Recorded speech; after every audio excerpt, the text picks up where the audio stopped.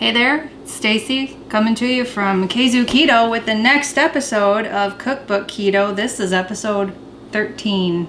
Is it a lucky number? This is the web series where I learn how to cook and Greg and Nate make fun of me. However, Nate's in Australia. I mean, come on, what the heck is he doing there? He's supposed to be here for these things.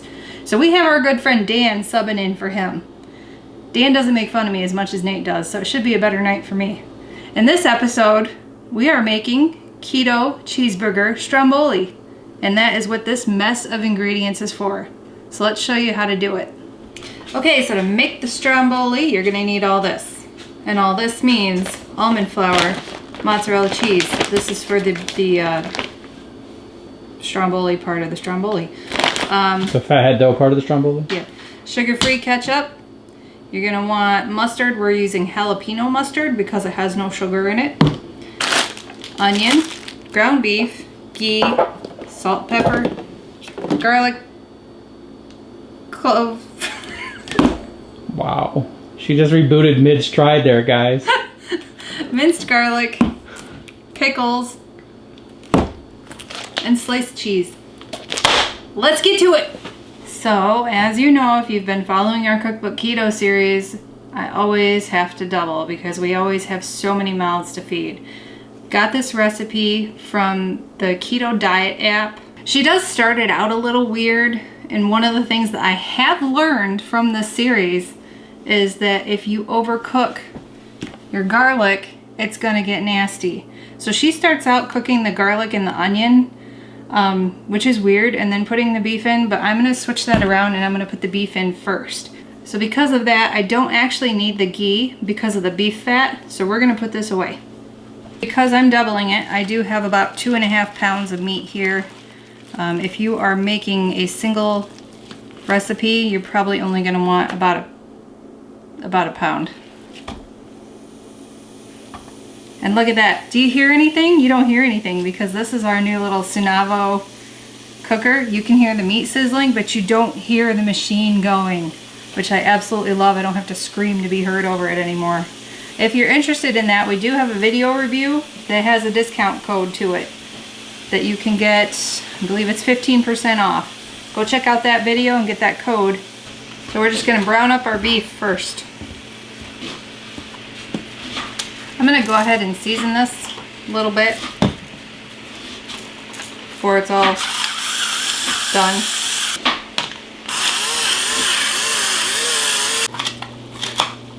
You know, I chopped those really small. I know you chopped them, but I'm just making sure. Oh, uh-huh.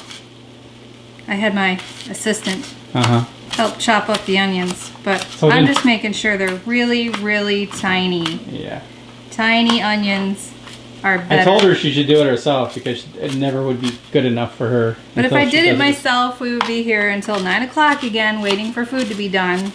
Alright, so hamburger is mostly browned. We are going to throw in the super tiny onions. Although they're still not as tiny as I would prefer. But I'll deal a lot better than I would have. And how much onion are we adding? If they were bigger. Half of a small yellow onion. And I am only doing the half even though we're doubling it. Because onions have carbs. So let's try and keep as many carbs out of it as possible. Means less onion.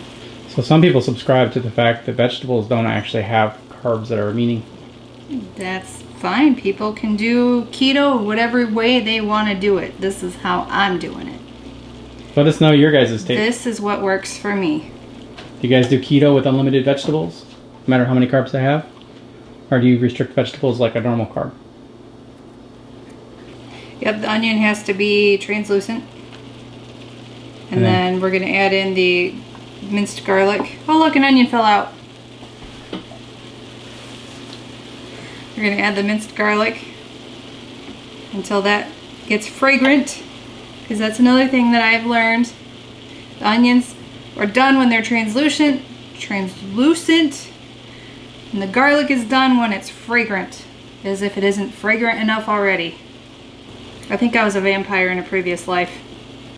So So after consulting the recipe again, I lied. It's actually one whole small yellow onion if you're doing just one.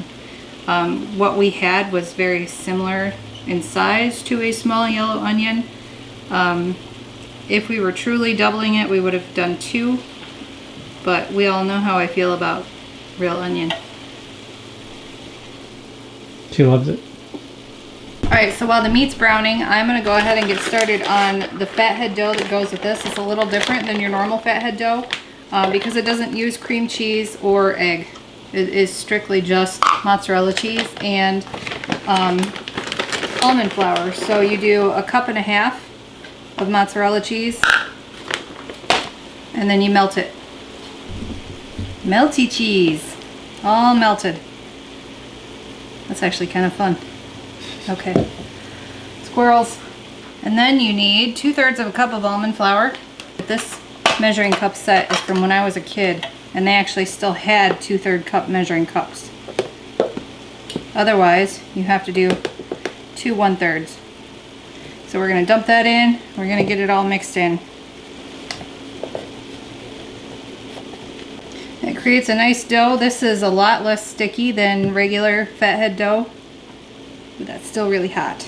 It'll be interesting to see how this turns out. Okay, onions are translucent. Time for the anti-vampire. And 1 clove is equal to 1/2 tablespoon. Teaspoon. You always mess this up. Try 1 again. clove is equal to 1/2 teaspoon. So we need 4 cloves because we are doubling it. Which is? 2 teaspoons. Dude, yes! Teaspoon. Success, guys! She finally got it right. Can't stand the smell of this stuff, but the more I use it, the more I get used to it. At least I'm not gagging openly now, just inwardly. Inwardly. So we're gonna cook this in with the meat and the onions until it gets not flavorful. What's the word I'm looking for? Fragrant. Fragrant, that's it. It was an F word. You use a lot of F words. I have a favorite F word. And it's not Friday! It's fork. Sure. Like in, what's that? Good place. Yeah, that's it. Alright, so let's let that cook up and get all fragranty. Couple minutes. So yum, smell that garlic. Okay, next step. Sugar-free tomato ketchup. You can make your own ketchup, which we are not doing, or you can use tomato paste. The recipe calls for 2 tablespoons. We're doing 4.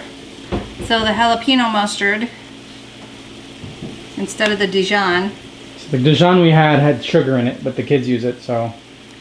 calls for 1 tablespoon, but we are going to do 2, and I'm kind of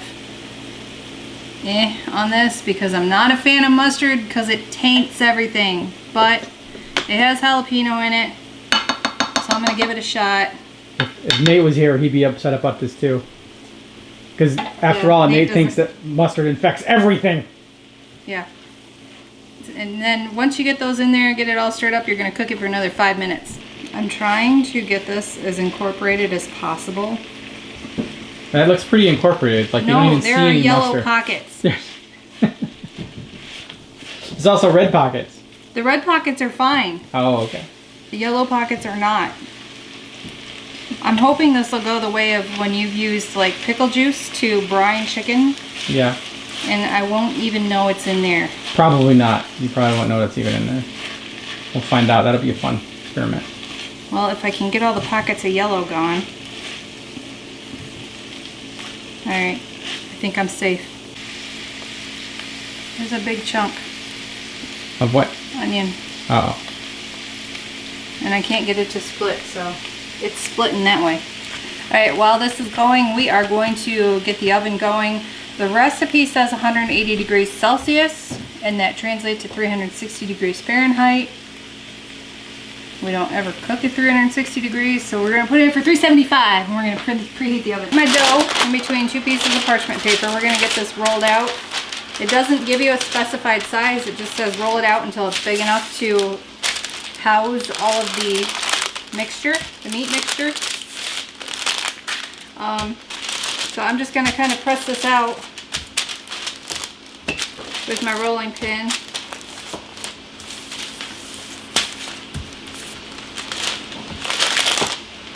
And I want it more of an oblong shape because that's how the Stromboli goes. And you're gonna end up putting the mixture in the middle of it and then cutting it with a rolling pin so that you can braid the dough over it. And this is the first time I'm ever doing anything like this. So I would like to preface it, in case it looks like crap, that is why. Okay, so I think I have this for the most part rolled out to about the thickness of pie dough or pie crust if you've ever made a pie. And then I have a giant cookie sheet here. I'm just going to set this on for right now. And we are making 2 because it does have pickles in it, and I do not do pickles at all. At all. So I'm making a separate one without pickles and different cheese.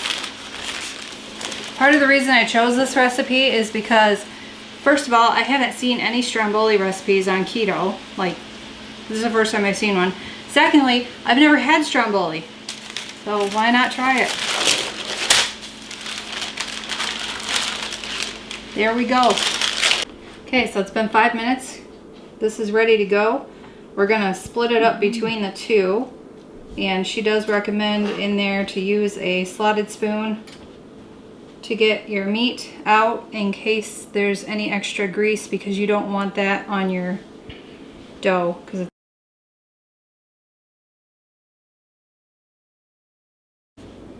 Okay, so for those of you that like pickles, this is your moment to put pickles on the top. So you just put them on in like a layer. There we go. It's pickled. Pickled. Now put the cheese on. The recipe calls for cheddar, provolone, or Monterey Jack. Greg and the boys like pepper jack. I like pepper jack too, but I don't like pickles, so I'm not doing it. But you put 5 slices of cheese on there. I did pick up a package that has Monterey Jack, cheddar, and pepper jack. So I'm gonna do pepper jack on this one with the pickles and Monterey Jack on that one without the pickles. So we're just gonna layer it right on top of the pickles. Monterey Jack, I think, is one of my favorite cheeses. This is the part where you cut it so that you can braid it. And I think I already messed up right here because that's not really big enough. But maybe if we flip it around this way. Maybe not. I don't know. Yeah, so if I make them go that way, yeah. So you make them within about a ½ an inch of the filling, although I feel like this maybe should go like that. That's what I would do. Fold that over a little bit, and then it's supposed to cut them about 1 inch wide and about ½ an inch from your filling.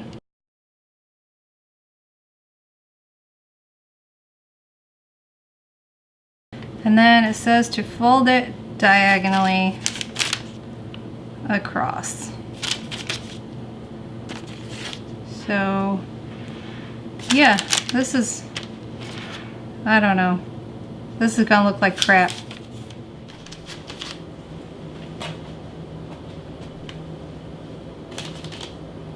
So I'm gonna say this is gonna be an open Stromboli. Lattice weave style. That works.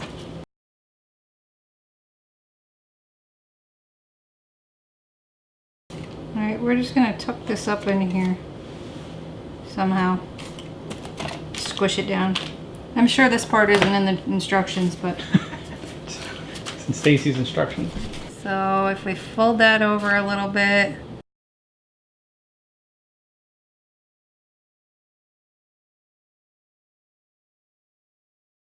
So she has a couple of suggested serving sizes on these. You can cut this into 8 and make it more of an appetizer so that it's 8 servings. It comes out to like 313 calories per serving and 3.6 net carbs, just under 4 net. Or you can cut it into 4 and make it more of a main meal type thing, which is what we're doing. And that comes out to just over 600 calories and just under 8 net carbs. Did I not cut that all the way? Apparently I didn't. Kind of feel like I'm wrapping a mummy. Okay, that one's kind of weird at the bottom, but that's okay. We're gonna smoosh it all together. All right, they're ready to go in. Minus any egg wash, which made Greg unhappy. But we're following the recipe for the most part. Except the onion count. That's the only thing that's variation. And pickles. It can always be variated. Yeah. The pickles are in this one. Yeah, but not yours. How do you know you didn't get it mixed up? Wouldn't that be terrible? Because yours has the really weird Oh, bottom. you messed ours up on purpose. It's like a roller coaster race car. It's like... That could have been really bad if the thing wouldn't have been stuck. Yeah. Alright, into the oven for 18 to 20 minutes. Alright, we got one done. I smelled it. It smells like pickles, so this is definitely not mine. But it looks pretty good. It does, and it looks like there's only a little bit of oozing, so that's kind of impressive. Not too bad. Yeah, looks like your braiding might actually have worked. Yours is really flat. That's because you really put some smushing really on it. Flat and really fat. Wow, just like you like it. I don't know about the flat part. Cutting yours first because you don't want pickle juice. I don't want to drag pickle juice through mine. Oh man. So we're cutting it into 4 servings. And then we'll cut the pickle one. Pickly pickle. Pickly pickle? I'm actually pretty impressed with how that turned out. It looks pretty good. Look at that nastiness in there. Gross. So you say nastiness, and it looks delicious to me. Okay, so here's mine without the pickles. And then this is with the pickles. As you can see, it's a little bit bigger. That's what she said. And this is what everybody else is going to start out with. I'm going to start out with the non-pickles. So speaking of everybody else, like I said, we have our friend Dan here this week, and we also have his daughter, Carly. This is really good, Stacy.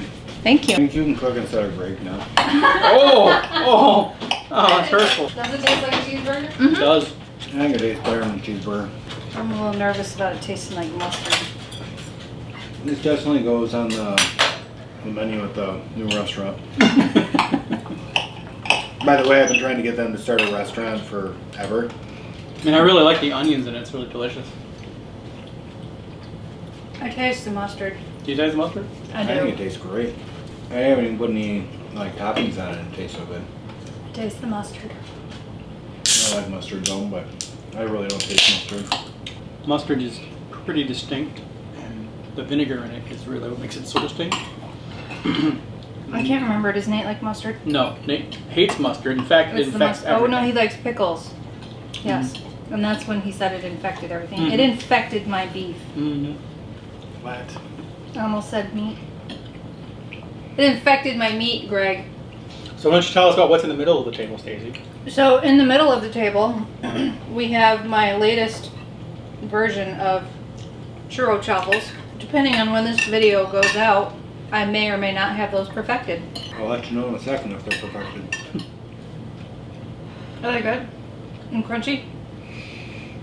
Sort of. The outside's crunchy. The taste is phenomenal though. So the outside's crunchy and the inside's chewy, which is how a churro is supposed to be, right? Mm-hmm. All right. Alright, time to judge. Time to judge. So, thumbs up, thumb sideways, or thumb down? Thumbs up. Okay. I'm gonna... Really? Because of the little bit of mustard. Because of the mustard. If it was no mustard, it would have been definitely thumbs up. Yeah. Well, Okay, it was I'm proud of you amazing. for actually trying it with the mustard in it. It's really good. It's It is well tasty. worth eating. We just finished playing Evolution. Stacy really enjoyed it. Loved it. Dan liked it. Carly liked it. I liked it. But I was the only one that actually played before we sat down. And anyway, it was a lot of fun. Surprise, Greg won. Surprise, surprise, I won, just barely. Dan's trying to keep it. Oh, he's trying to keep my little cubes. That's it for this episode of Cookbook Keto. Thanks to Dan and Carly for filling in for Nate. It takes 2 to fill in Nate's shoes. He's still off in Australia somewhere. Jerk. Thanks for watching. Thanks for subscribing. And we'll see you guys next time And until next time, Staying keto.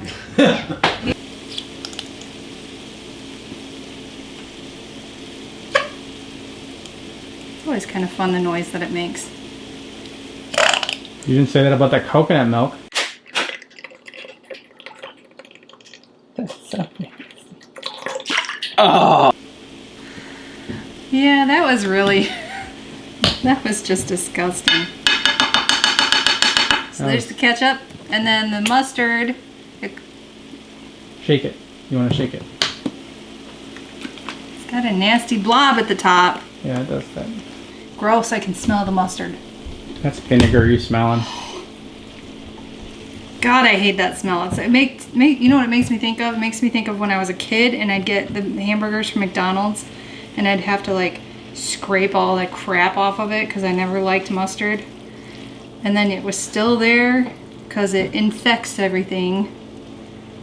And it was disgusting, and it's like all that filled my nose.